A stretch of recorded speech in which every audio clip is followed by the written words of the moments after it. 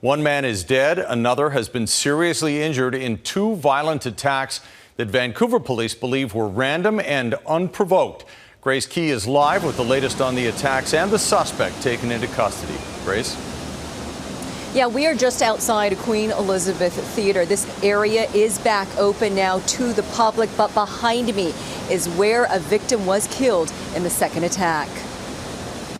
A trail of blood could be seen on the cathedral steps near Richards and Dunsmuir in downtown Vancouver. The trail goes around the corner to a grisly scene. Police say at about 7:30 in the morning, a 56-year-old man was attacked, bleeding from the head, and his hand was completely severed. He was rushed to hospital, his hand located, and is expected to survive. Minutes later, just a block away, a second man in his 70s was killed outside Queen Elizabeth Theatre. Even more troubling, police believe these were unprovoked stranger attacks.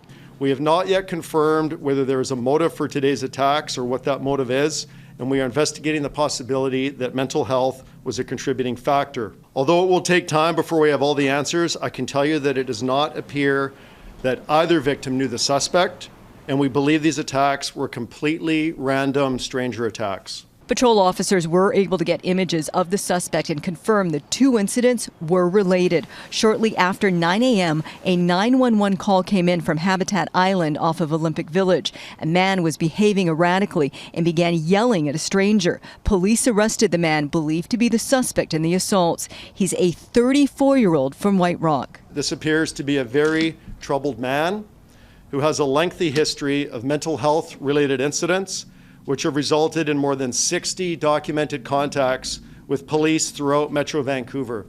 He has a prior conviction for assault causing bodily harm, and at the time of his arrest, he was on probation out of White Rock for an assault that occurred in 2023. My understanding is that he was not breaching his conditions by being in Vancouver, and that the conditions on the probation order were quite light. Grace, obviously there's a lot of concern for the victims here. Do we know anything more about them? Yeah, there wasn't a lot of information released about the victims. Last we heard, police were in the process of identifying the victim who was killed and notifying next of kin. Now, as for the victim with the severed hand, again, we know that the hand was located, but no word yet on whether or not doctors were actually able to reattach it. Chris? All right, hopefully we get an update on that in the future. Grace, thanks very much. That's Grace Key reporting tonight.